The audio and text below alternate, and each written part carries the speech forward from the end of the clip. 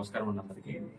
ఈరోజు ఉదయం సీతానగరం మండలం నల్గొండ గ్రామ ప్రాంతంలో మామిడి తోటల వద్ద కొంతమంది వ్యక్తులు అక్రమంగా గంజాయిని కలిగి ఉన్నారనే సమాచారం రావడం జరిగింది.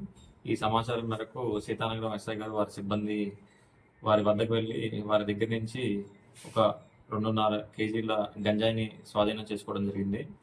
వీరు 5 కూడా ఒరిస్సా నుంచి గంజాయిని అక్రమంగా తీసుకొచ్చి ఇక్కడ చిన్న చిన్న ప్యాకెట్లుగా మార్చి రిటైల్గా విక్రయించడానికి ప్రయత్నిస్తున్నారు.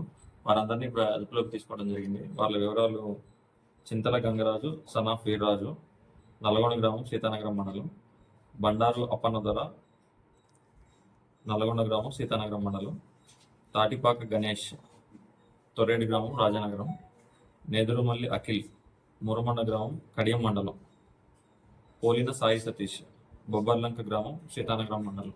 బీఆర్ఓ గారి ప్రెజెన్స్లో పంచనామా ద్వారా వీరి దగ్గర ఉన్నటువంటి 2.5 కేజీల గంజాయిని, అలానే 1500 రూపాయల క్యాష్, ఒక మోటార్ సైకిల్ని స్వాధీనం చేసుకోవడం జరిగింది. ఈ 5 వ్యక్తులను కూడా ఈరోజు రిమాండ్కి పంపించడం జరుగుతుంటుంది. Thank you. విజ్ఞప్తి చేసేది ఏంటంటే, యువత గంజాయికి మత పదార్థాలకు అలవాటు పడి పెడదవన పడి వాళ్ళ జీవితాన్ని నాశనం చేసుకుంటున్నారు.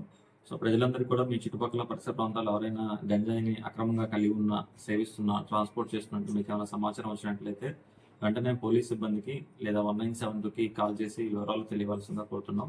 వివరాలు తెలియపరిచిన వారి యొక్క సమాచారాన్ని గోప్యంగా ఉంచుతాము.